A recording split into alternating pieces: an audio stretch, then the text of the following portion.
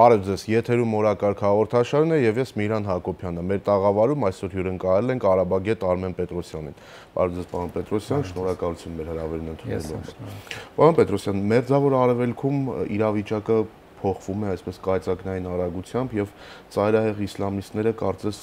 վերջերս նորից հաջողություններ են գրանցում, տարածքներ են գրավում։ Ինչպիսին է ներկայումս այն ներկա պահին իրավիճակը այնտեղ հակամարտության գոտում։ Ամեն օրվա հետ իրավիճակ է փորձում, վստահորեն կարելի է փաստել այդ մասին։ Եթե խոսում ենք իսլամական պետության հետ կապված զարգացումների, նրա գործունեության հետ, մասնավորապես Սիրիայում եւ Իրաքում, այո, վերջին շրջանում բավականին լուրջ զարգացումներ տեղի ունեցան, անկյունաքարային զարգացումներ, առհասարակ ողջ սիրիական հակամարտության տեսանկյունից։ Ինչու, որովհետև այստեղ կարծես թե որակապես նոր իրավիճակ է ստեղծվում, դիրքային նոր իրավիճակ է ստեղծում բոլոր հակամարտ կողմերի կողմից, նրանց մասնակցությամբ եւ նաեւ նոր մարտավարական այսպիսի մոտեցումներ հակամարտ կողմերի կողմից։ Այսպես եթե մի քիչ բացեմ, ընդլայնեմ ուրեմն փակագծերը եւ թեման, պետք է նշենք, որ բոլոր ռազմաճակատներում սիրիականից դրանք մի քանիսն են, քանի որ հակամարտության մեջ ներգրավված են տարբեր խաղացողներ, տարբեր դերակատարներ։ Այսօր իրավիճակը թեժ է եւ կարծես թե անկյունաքարային զարգացումներ են տեղի ունենում։ Ինչու, որովհետեւ կարծես թե ուրվագծվում են ազդեցության գոտիներ կամ եթե ավելի ընդհանրական ասենք, Սիրիայի մաստատման որոշակի հեռանկար է ուրվագծվում։ Եվ տարբեր գոտիներով Սիրիայի տարբեր հատվածներում կարելի է նշել, թե հակամարտության որ կողմը, որտեղ ինչ է անում, իր համար որ տարածքներն է ռազմավարական համարում եւ որի համար է պատրաստ ինչեւ պայքարելու։ Իսկ այդ դաժանությունները, հա, այս իսլամիստ ծայրահեղականների, որ մենք տեսնում ենք հեռուստատեսային կադրերով, լավ չեն հասկանում, որ համաշխարհային հանրությանը իրենց դեմ են տրամադրում, համաշխարհային կարծիքը դրանից սարսափում է եւ ավելի է տրամադրվում իրենց դեմ, հա։ Ինչով է պայմանավորված այդ դաժանությունները, ցուցադրական մահապատիժները, մահապատժի ձևերի փոփոխությունը անընդհատ։ Այո, հասկանում են եւ սա նրանց գործելավոճն է։ Ինչու, որովհետեւ տեսեք, իրավացիորեն նշեցիք, որ համաշխարհային հանրությանը, միջազգային հանրությանը քաղաքակիրթ աշխարհին տրամադրում են իրենց դեմ եւ ոչ միայն քաղաքակիրթ աշխարհ, անգամ շատ մուսուլմանների մոտ սա դուրս է որևէ տրամաբանական, իսլամական բացատրություններից, հիմնավորումներից։ Այս համատեքստում, եթե մենք նայում ենք, սա հստակ գործելավոճ է, որն ընտրված է այս կառույցի կողմից ազդելու աշխարհի մուսուլմանական, իսլամական, մահմեդական բնակչության ծայրահեղական, այո, հատվածի վրա ներգրավելու իրենց շրջանակները եւ այդ կերպ ուրեմն սեփական գործունեությունը ծավալելու։ Նրանք նման կերպ, նման տեսանյութերի տարածմամբ, նման մահապատիժներ իրականացնելով եւ այլն ունեն հստակ մեխանիզմներ, դրանց տարածման միջոցով ազդում են հոգեբանորեն, գործում են հստակ, կառույցն ունի հստակ ծրագրված գործող ցանցեր աշխարհի տարբեր երկրներում, անգամ եվրոպական երկրներում, անգամ Ռուսաստանում, մեր հարևան երկրներում, Ադրբեջանում, Վրաստանում, Թուրքիայում եւ այլն, աշխարհի բոլոր այն երկրներում, որտեղ առկա է մուսուլմանական բնակչություն։ Եվ օգտագործելով նույն գործելավոճը, հիմնականում սոցիալական ցանցերի միջոցով փորձում են ուրեմն հավաքել, այո, հավաքել մարդկանց որոշակի շրջանակ, բարձ օրինակ բերեմ, որևէ տեսանյութ նման կարգի տեղադրելով համացանցում։ Նրանք ենթադրենք հավաքելով այսպես կոչված լայքեր, հա, հավանումներ։ Նրանք արդեն պոտենցիալ առանձնացնում են ենթադրենք 7-10 հոգի, ովքեր հավանել են, այո, եւ աշխատում են նրանց վրա, նրանց իրենց շարքերը կլանեն։ Այսինքն հստակ գործելավոճ կա, որի միջոցով նրանք փորձում են եւ հավաքագրելուց հետո նույնպես ճանապարհը հստակ է, գործուղում կամ ուղարկում դեպի Թուրքիայի տարածք, այստեղ նրանց ընդունում են եւ սիրիա-թուրքական սահմանով հիմնականում մինչև վերջին զարգացումները այդ ճանապարհով ուղղորդում էին դեպի Սիրիայի տարածք, ապա նաև Իրաքի տարածք։ Նկատելի է նաև, որ այդ քարոզչական նյութերը, որ պատրաստում են, բավականին այսպես բարձր պրոֆեսիոնալ մակարդակով է դա արվում եւ իսլամական համարի աշխարհի համար ըստ իս սա ինչ որ նորույթ է, հա, նման մոտեցումներով աշխատելը, սկսած այս երաշտական կադրային համադրումից մինչև գաղափարական մասը։ Այնուամենայնիվ, մենք տեսանք, որ ԱՄՆ-ի ղեկավարած այսպես պայմանական ասենք, հա, միջազգային կոալիցիան օդային հարվածներ էր հասցնում իսլամիստների դիրքերին, բայց դա կարծես թե այսպես գործնական որևիցե հաջողություն չունեցավ։ Այդ ցամաքային գործողության հնարավորություն տեսնում եք, հնարավոր է։ Ներկայում չեմ տեսնում, ինչու, որովհետև տեսեք, իսլամական պետությունը ինքը ճիշտ է ամենևին էլ չնսեմացնելով այս կառույցի հենց ինքնուրույն կամ սեփական հնարավորությունը նպատակները եւ ուրեմն հստակ թիրախները, այնուամենայնիվ այն որպես գործոն օգտագործում է ինչպես աշխարհաքաղաքական նպատակներով, այնպես էլ տարածաշրջանային մի շարք պետությունների կողմից։ Տվյալ դեպքում Միացյալ Նահանգների եւ նրանց ղեկավարած, նրա կողմից ղեկավարած միջազգային կոալիցիայի գործողությունները, եթե մենք դիտարկում ենք, այո, եթե պաշտոնապես կոալիցիան գործում է սեպտեմբերից, թեպետ Միացյալ Նահանգները օգոստոսից, այսինքն մոտավորապես 10 ամսվա կտրվածքով, անգամ եթե թվեր ենք համադրում պաշտոնական տվյալներ նրանց կողմից հաղորդած, պարզ մարդկային կորուստների մասին, երբ որ կոալիցիան սկսում էր հարվածները, կենտրոնական հետախուզական վարչությունը թիվ էր հրապարակել 20-ից 31 հազար մոտավորապես իսլամականների թիվը։ Երբ որ մայիսին, եթե չեմ սխալվում, ամփոփում եղավ կոալիցիայի գործողությունների, նրանք նշեցին, որ 10,000 իսլամական են սպանել այս ողջ գործընթացի ընթացքում եւ բացի այդ նոր հետախուզական տվյալներ հրապարակվեցին դարձյալ իսլամականների թիվը նշելով 30,000։ Իսկ եթե 10,000-ի նրանք ոչնչացել են, 10,000-ով էլ համալրվել է, այսինքն կարելի է այդ արդյունքը զուտ այս թվային պատկերով զրոյական համարել։ Իսկ տարածքային առումով եթե մենք նայում ենք, ապա ընդհակառակը տարածքները կարողացել է ընդլայնել։ Եվ այստեղ ինչու ես բերեցի այս տվյալները, որովհետև հստակ է Միացյալ Նահանգների գործելավոճում, որ այս կառույցը դիտարկվում է նրա կողմից որպես գործոն, ինչպես ներկայում կարճաժամկետ հեռանկարով տարածաշրջանային գործընթացների վրա ազդելու, իսկ հեռանկարում նաև աշխարհաքաղաքական որոշակի խնդիրներ լուծելու։ Պարզ դարձյալ երկու հայտարարություն մեջ բերեմ, երբ որ կոալիցիան նոր կազմավորում էր, նրա գործունեության մասին թվային ժամկետներ էր նշվում, դարձյալ Միացյալ Նահանգների ուրեմն բարձրաստիճան զինվորական պաշտոնյաների կողմից մինչև 3 տարի։ Իսկ ամենավերջին հայտարարությունները հունիսի սկզբին, անգամ ամերիկյան ցամաքային զորքերի հրամանատարը, որը նաև համարվում է կոալիցիոն ուժերի հրամանատարը, նա նշեց մինչև 10 տարի հնարավոր ժամկետ։ Իսկ դա ինչ է նշանակում, որ առնվազն 10 տարի եւ հիմա էլ քարոզչական մակարդակով Միացյալ Նահանգները տրամադրում է աշխարհին, որ դեռևս 10 տարի հնարավոր է այս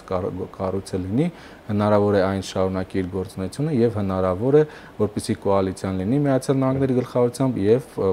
փորձի պատժել դրա գործողությունը։ Պարոն Պետրոսյան, այնուամենայնիվ զարմանալի է, որ բաց դաշտերում, որտեղ ռազմական գործողություններ վարելու համար պետք է ռազմական գիտելիքներ ունենալ, հա, սիրիական բանակը, որ պրոֆեսիոնալ զինվորականներից է բաղկացած սպայական կազմից եւ Իրաքի բանակը, որտեղ եւս հա պրոֆեսիոնալ զինվորականներ են վերապատրաստված նախկին Խորհրդային Միությունում եւ այն վերապատրաստված Միացյալ Նահանգներում, հա, չեն կարողանում կարծես թե այս պարտիզանական մարտերում հաջողություններ ունենալ։ Ինչով է պայմանավորված այս իսլամիստների հաջողությունները ռազմական տեսանկյունից։ Այստեղ երկու գործոն պետք է նշել, նախ պետք է առանձնացնել Սիրիան եւ Իրաքը, որովհետեւ իրավիճակները տարբեր են։ Եթե Իրաքում իրոք պետք է իսլամականների հաջողությունները բնութագրելիս պետք է նաև նշել իրաքյան բանակային ստորաբաժանումների եւ նրանց դաշնակից ուժերի թերացումները, ապա նույնը չի կարելի ասել Սիրիայի դեպքում։ Ինչը որովհետեւ Սիրիայի պարագայում վարչակարգային ուժերը, սիրիական բանակային ստորաբաժանումները խուսափում են ուղղակի մարտերից իսլամականների դեմ։ Անկամ մեկ անգամ չէ, որ սիրիական ընդդիմության նաև տարածաշրջանում սիրիական վարչակարգի հակառակորդների կողմից, նույն Թուրքիայի կողմից, Սաուդյան Արաբիայի կողմից սիրիական իշխանությունները մեղադրվել են իսլամական պետության հետ համագործակցելու հարցում։ Այսինքն սիրիական վարչակարգը ուղղակիորեն առճակատումից խուսափում է։ Այսինքն ինչու է պայմանավորված։ Որտեվ կա այստեղ հստակ մարտավարություն։ Ինչու, որտեվ սիրիական իշխանությունները ցանկանում են այստեղ նրանք եւս քարոզչական որոշակի գործունեություն իրականացնում, ցանկանում են ամբողջ աշխարհին ցույց տալ, որ սիրիական իշխանությունները չեն ցանկանում բավական է 4 տարի ինչ պայքարում են միջազգային ահաբեկչության դեմ, որտեղ նրանք ոչ թե երկրում տեղի ունեցածը գնահատում են, ենթադրենք ներքին զինված հակամարտություն, այլ պայքար ահաբեկչության դեմ։ Իսկ նրանք չեն պատրաստում անել այն, ինչ պետք է անի ամբողջ միջազգային հանրությունը Միացյալ Նահանգների գլխավորությամբ, որը անգամ ստեղծել է կոալիցիա։ Սա է, այստեղ իրավիճակը հենց դրանով էլ նաև հետաքրքիր է, որ եթե դիտարկում ենք միջազգային ռազմական կոալիցիայի գործողությունները, որևէ հստակ անգամ տարական որևէ մեկ օրինակ չկա, որ այս կոալիցիան ուրեմն գործի այն դեպքում, երբ որ սիրիական իշխանություններն են փորձում որոշակի գործողություններ իրականացնել իսլամականների դեմ։ Իսկ նման, ասենք, ոչ մասշտաբային դեպքեր եղել են, ասենք, Պալմիրայի հետ կապված, երբ որ իսլամականները փորձում են Պալմիրան գրավել, սիրիական իշխանությունները սկզբնական շրջանում փորձեցին դիմադրել։ Մյուս կողմից հյուսիս-արևմուտքում քրդերի հետ դաշնակցելով սիրիական իշխանությունները փորձում էին որոշակի տարածքներ պահում, այս դեպքում եւս կոալիցիան չէր միջամտում գործընթացներին։ Իսկ սա մարտավարական ուրեմն որոշակի նոր վերջին այսպես մարտավարական բաներ են, մոտեցումներ են սիրիական իշխանությունների կողմից, որի նպատակը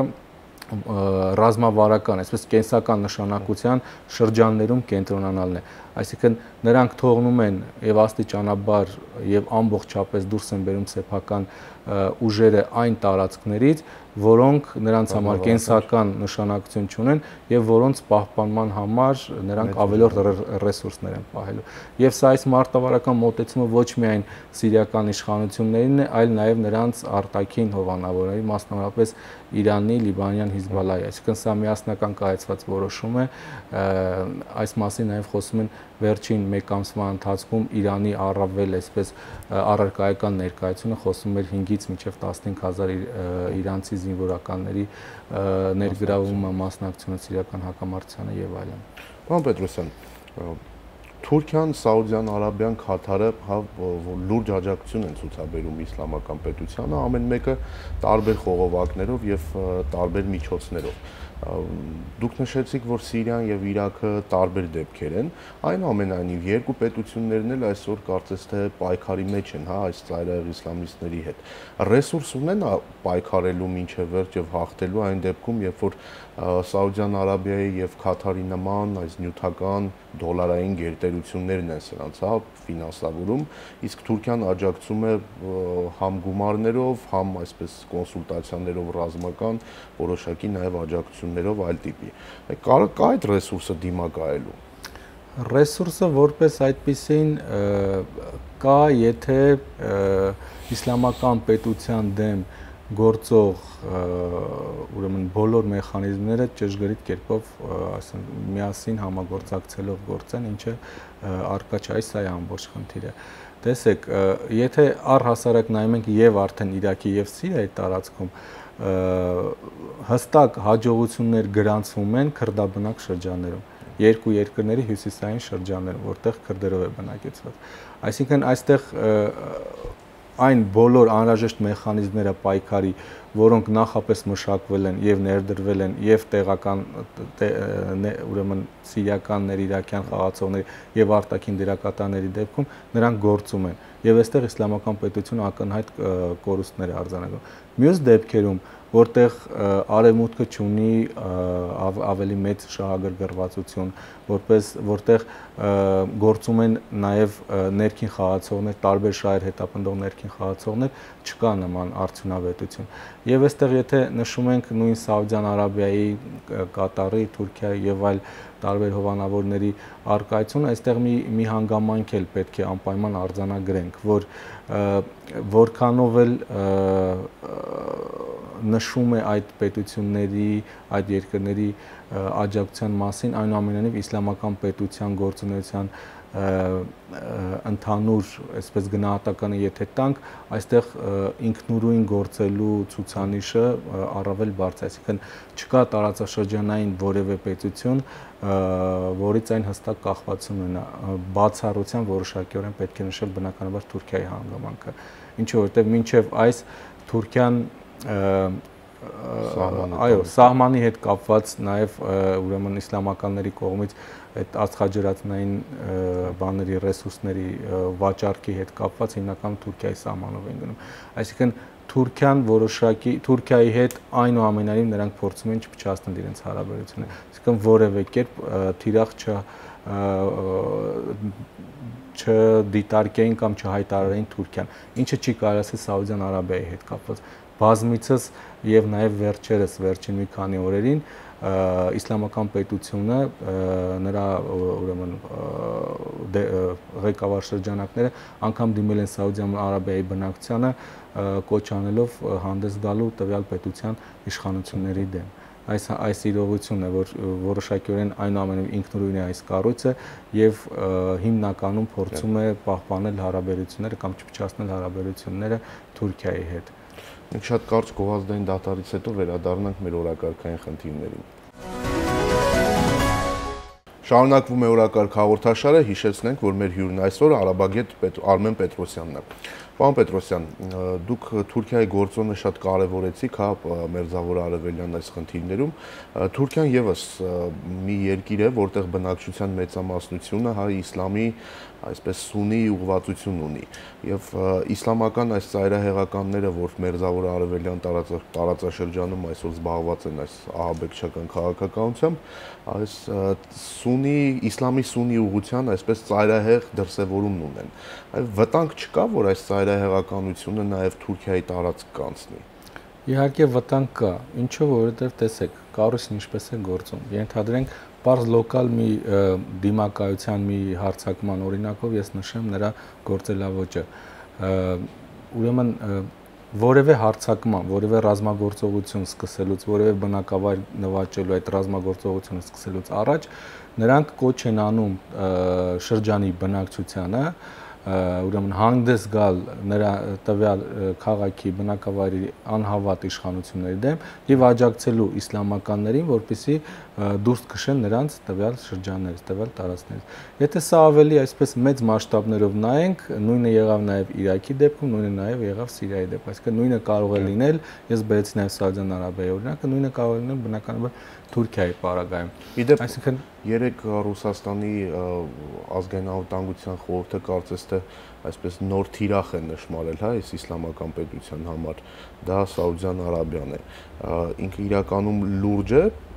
հնարավոր է այստեղ այս իսլամիստների ներխուժումը Սաուդյան Արաբիայի տարածք։ Ես կարծում եմ, որ իսլամական պետությունը Սաուդյան Արաբիայի եւ Թուրքիայի պարագայում երկուսի դեպքում էլ կարող եմ նշել, ինչի որովհետեւ սահմանային այսպես ընդհանրություններ կան, այո։ Երկու դեպքում էլ իսլամական պետությունը առավել ակտիվ գործունեություն կծավալի միայն մի պարագայում, եթե երկու երկրներում էլ որոշակի ներքին անկայունություն առաջանա։ Միայն այդ դեպքում ուղղակի գործողությունների կանցնի։ Մյուս դեպքում բնականաբար ավելի այսպես ընդունելի եւ հավանական տարբերակը նրանց կողմից լոկալ ահաբեկչական գործողություններն են եւ դրա պատասխանատվության ստանձնումը։ Միայն այս հնարավոր ձևերով նրանք կարող են միջամտել։ Իհարկե իրավիճակը կարող է փոխվել, ինչպես նշեցի, եթե ապակայունություն որոշակի ստեղծի երկու երկրներում։ Ինչի Պարոն Պետրոսյան, դուք նշեցիք ձեր խոսքում, որ Ամերիկայի Միացյալ Նահանգները կարծես թե այսպես այդ ազդակը հղել է արդեն, որ դեռևս մոտ 10 տարի մենք պետք է աշխարհի քաղաքական քարտեզի վրա այս միավորը տեսնենք այնուամենայնիվ, հա։ Հնարավոր է Թալիբանի ռեժիմի այս օրինակով իսլամական պետությունը, որը տակավին վերջերս սկսել է նաև իր սեփական դրամական միավորը, հա, հատել, այսինքն պետականության այսպես ատրիբուտների խնդիր է արդեն լուծում։ Հնարավոր է, որ այս Թալիբանի ռեժիմի օրինակով մենք նման ռեժիմ տեսնենք նաև այս տարածքներում։ Կիսաճանաչված, ճանաչված ինչ որ մի միավորի կարգավիճակում։ Հստակ պետք է նշել, որքան էլ ենթադրենք միջազգային հանրությունը փորձում է դրան չճանաչել կառույցին որպես պետություն, այնուամենայնիվ սա հստակ մի կառույց է, որը իրականացնում է սեփական վերահսկողության ներքո եղած տարածքների կառավարումը, այլ թե ինչպիսի ուներով սա այլ հարց է։ Բնականաբար ոչ դասական այսպես պետությանը բնորոշ մարմինների ատրիբուտների միջոցով կամ այնուամենայնիվ նման գործառույթ կա եւ երբ որ ես նշեցի իմ խոսքի ընթացքում որ ընթանում է որոշակի այսպես մասնատման գործընթաց եւ Սիրիայի եւ Իրաքի տարածքում նաեւ դա ի նկատի ունեի որ ուրեմն հստակ է որ որոշակի սահմաններում այս կառույցը սկսելու է շարունակելու է գործել թե ինչպիսի գործունեություն կծավալի, թե ինչ կանի, հիմա դժվար է ասել, բայց այն որ այն կարծրանում է որոշակի սահմաններում եւ առհասարակ ոչ միայն իսլամական պետության մասին է խոսքը, այլ այդ երկու երկրներում հակամարտության մեջ ներգրավված տարբեր ուժերի։ Նույն սիրիական իշխանությունների սիրիական վարչակարգի մասին է, նույն քրդերի մասին է խոսքը, նույն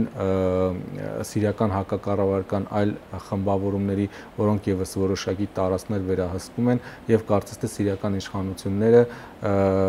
տևական ժամանակով ուրեմն խուսափում են այդ շրջանների վերադարձի հետ կապված որևէ գործողություն իրականացնել։ Այսինքն հստակ է, որ այս կառույցը եւ նշածս բոլոր դեպքերում, անգամ քրդերի դեպքում որոշակի ուրեմն ինքնուրույնության որոշակի գործընթաց անպայման տեղի կունենա, իսկ ճանաչման մասին դժվար է խոսել։ Կոնկրետ իսլամական պետության ճանաչման մասին ես այսպես լայն ճանաչում չեմ կանխատեսում, գուցե լոկալ որևէ խմբավորումների կողմից ճանաչում լինի, բայց պետական ճանաչման մասին ես կդժվարանամ կանխատեսումներ անել։ Անկախ ամեն ինչից իսլամական պետություն այս ահաբեկչական խմբավորումը տարածաշրջանում գործոն է եւ լուրջ գործոն եւ ուզեն չուզեն տարածաշրջանում հաշվի առնում են այս գործոնը։ Տարածաշրջանում կա նաեւ մեկ այլ շատ կարեւոր գործոն, դա քրդական գործոնն է։ Կարծես թե 4 պետության մեջ են բաշխված այս ժողովուրդը, թվաքանակով շատ մեծ եւ հստակ այսպես անկախական տրամադրվածությամբ ու տարածաշրջանային հավակնություններով։ Այ իսլամական պետության այս ահաբեկչական խմբավորման հիմնական այսպես նրանց դեմ պայքարում հաջողություններ ունեցողները դրանք քրդական ջոկատներն են։ Հնարավոր է մեծ բախում, սունիների եւ քրդերի միջև տարածաշրջանում։ Ծայրահեղ սունիական այս շարժման եւ քրդական այսպես համաժողովրդական պատերազմ կարող ենք ակնկալել։ Նման բան ըստ էության այսօր ընթանում է եւ Իրաքում եւ Սիրիայում, թեպետ պետք է նշել, որ քրդերն էլ հիմնականում իսլամի սունիական ուղղության դավանողներ են, բայց ինքնության մեջ իսլամը 3-րդ, 4-րդ ազգային ինքնությունը նրանց մոտ կարծես թե ավելի բարձր է եւ իրոք այդպես էլ կա։ Եվ կարծես թե հենց նման գործընթաց էլ այսօր իրականանում է։ Այսինքն այսպես այդ նոր սահմանների մերձավոր արևելքի նոր սահմանների այս ուրվագծման տեսլականում մենք այստեղ անպայման տեսնում ենք քրդերի բավականին ծանրակշիռ դերակատարությունը։ Եվ հենց սրանով է պայմանավորված, որ ենթադրենք Թուրքիան,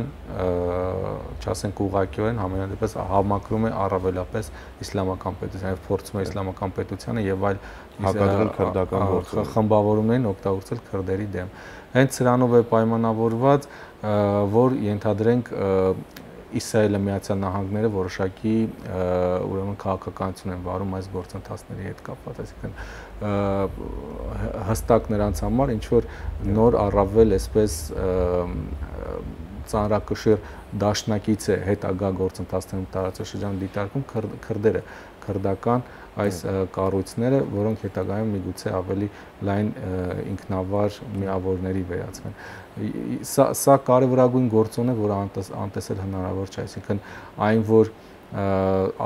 տարածաշրջանային զարգացումներում մեծ դերակատարություն ունեն քրդերը, այստեղ կասկածից վեր է։ Եվ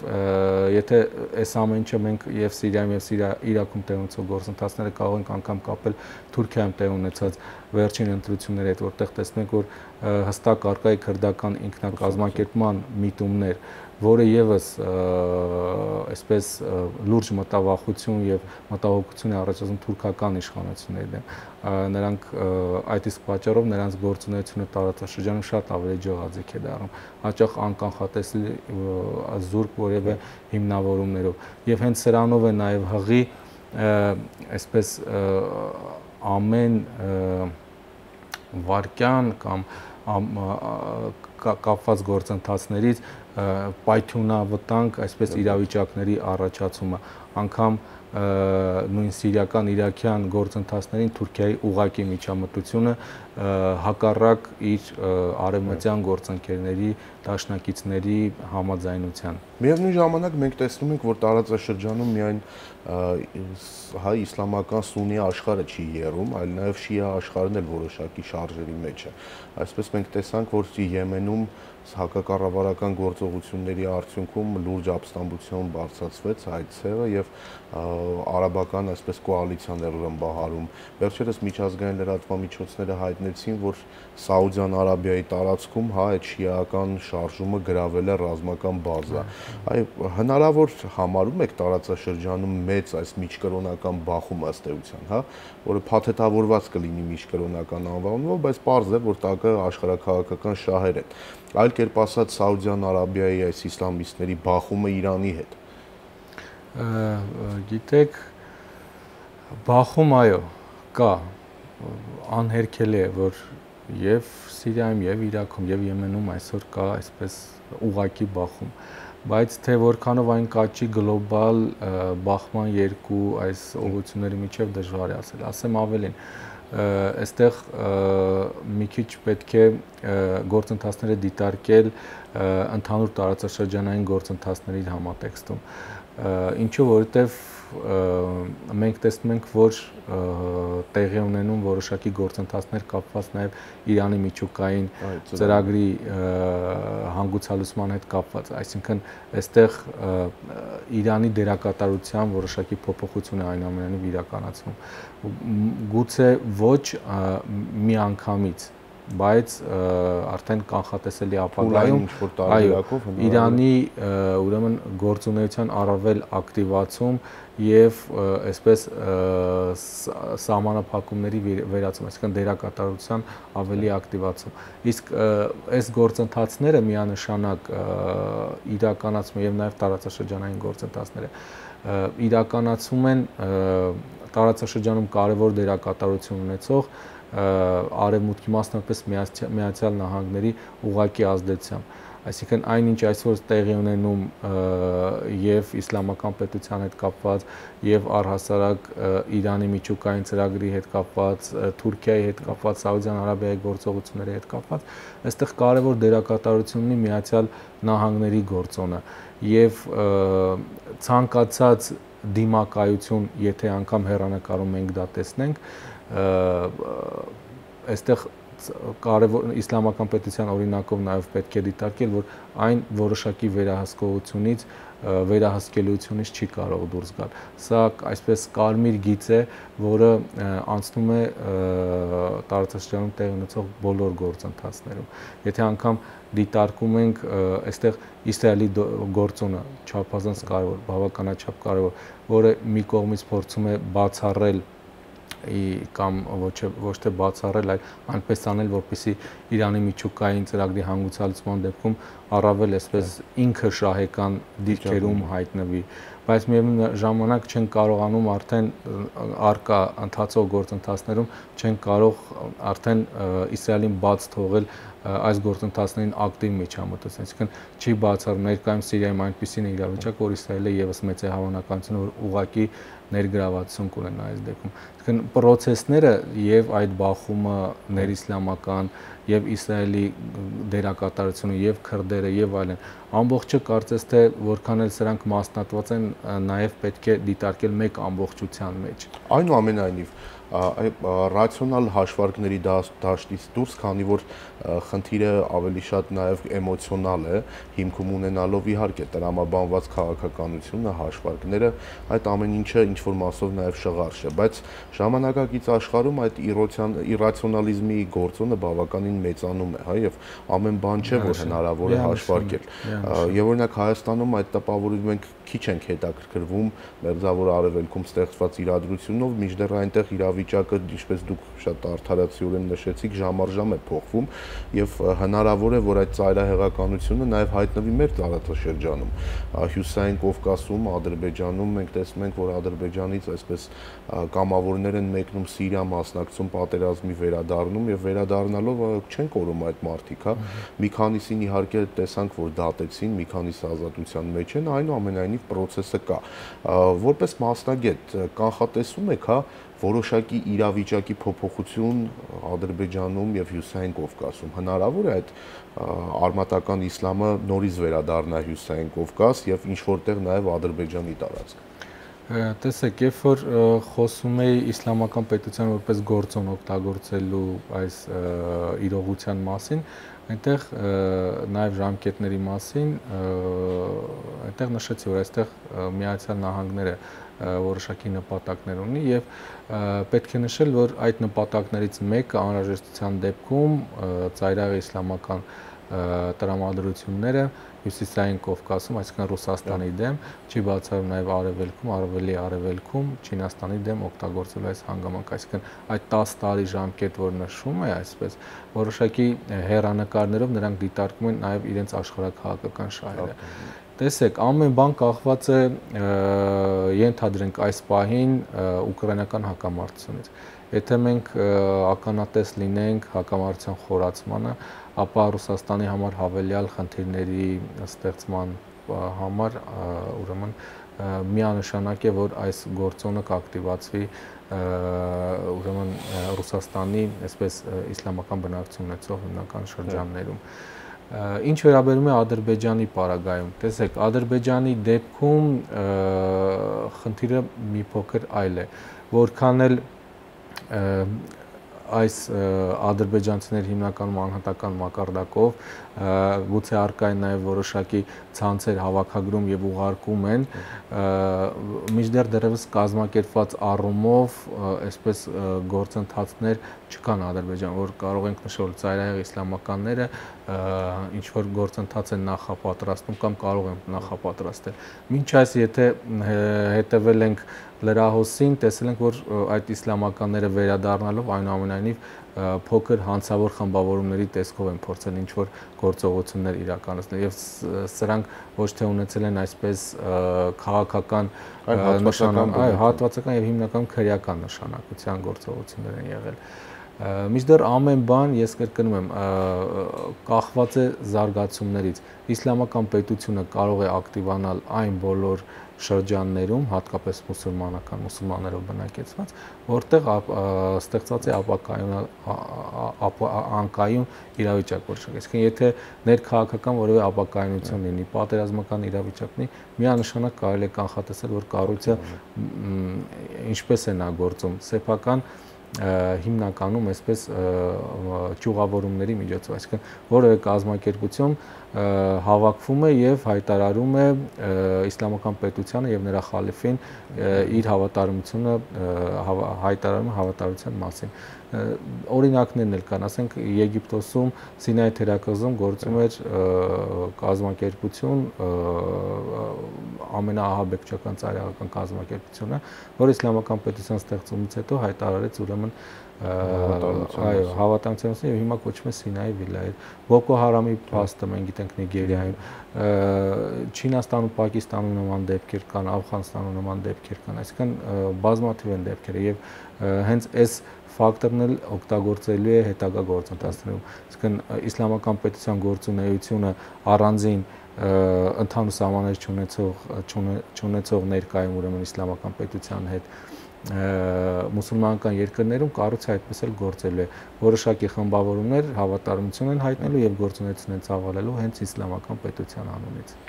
Շնորհակալություն մեզ հյուրընկալվելու համար, շնորհակալություն շատ հետաքրքիր ուսուցողական զրույցի համար։ Հիշեցնեմ, որ մեր հյուրն այսօր արաբագետ Արմեն Պետրոսյանն էր, մենք կհանդիպենք վաղը Հայլուրի հիմնական թողարկումից անմիջապես հետո։